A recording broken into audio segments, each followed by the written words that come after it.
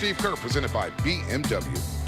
I thought the guard rebounding was a really big deal tonight, both Dante and Clay with 11 boards. Clay has really made that a point of focus since the All-Star break to get on the glass. And so between Draymond and Loon directing the defense, our guards getting back on the glass, defending without fouling for the most part, and just staying solid, I think we're finding something. Hey, Steve, what stood out most to you with Jordan's performance tonight?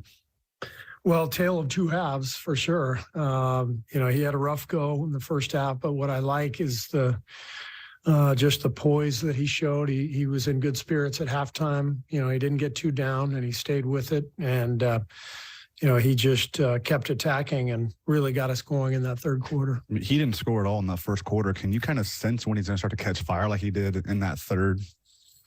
I can't necessarily sense it, but I know it's always possible. And that's why he's so important for us, because he, at the point of attack, he can, get right by his guy and get to the paint and finish. And if he can do that and break the defense down, it opens up a lot of things for us.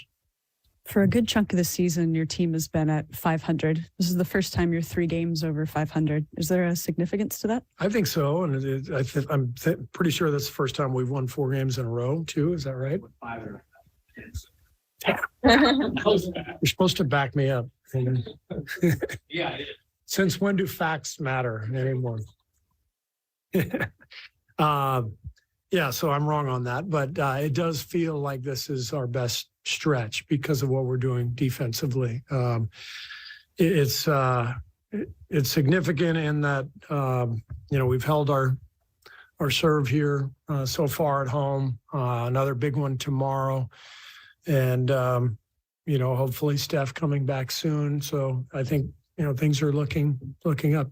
Following up on that, we've talked a lot, or you've talked a lot this season, of how sometimes when you guys are trailing, you feel that you guys feel sorry for yourselves. You're hanging your heads. These past 2 games, you really haven't done that. Well, what's kind of changed or allowed you guys to not get down on yourselves and fight back? Yeah, I just feel like there's a grit that comes with defense that allows you to shake it off and keep playing, when you're struggling. It's hard to do that when you're just trading buckets. And so for most of the season, our defense has been pretty poor. And so I think grit goes hand in hand with defense. Our defense has been dramatically better in these last 4 games, and hopefully that continues. I was going to ask, I remember right before the All-Star break when you guys played the Clippers in LA, you and Draymond really leaned into your defensive struggles. Mm-hmm. Since then, over the last 4 games, what has led to kind of this resurgence of it? Maybe it's the stretch run. I just think there's been better focus. We're not fouling all the time. Dante has been a great leader for us, just setting a tone with his ball pressure and his energy. I don't know. We were hoping we could do this a while back, but we're doing it now, and hopefully we can keep it going. Kuminga got a lot of minutes, and it looked like most of them he was matched up with Kawhi. Did you like that matchup going in? And how did you think Kuminga did in this game?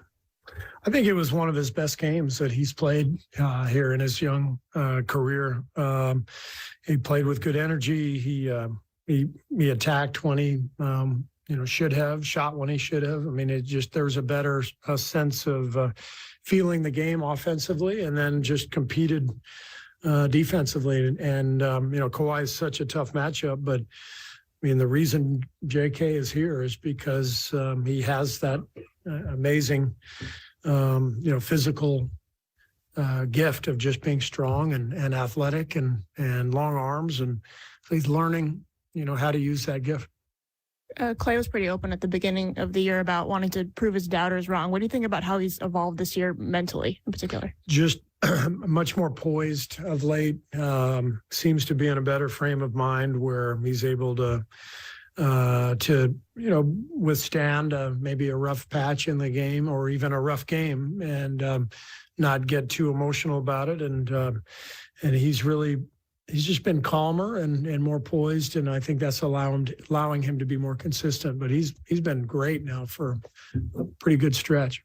He mentioned that conversation he had with you about kind of evolving his game as he gets older. You've talked about his rebounding tonight. How much of that conversation was specifically tied to like rebounding? He's becoming more of a 3-4. Yeah. That part of his career. I give Q a lot of credit. He and Clay spent some time together over the All-Star break, and they had a great talk. And I think, Q really talked to him about how as you get older, you have to evolve. And that's just what great players do. You've got to figure out where you can get better.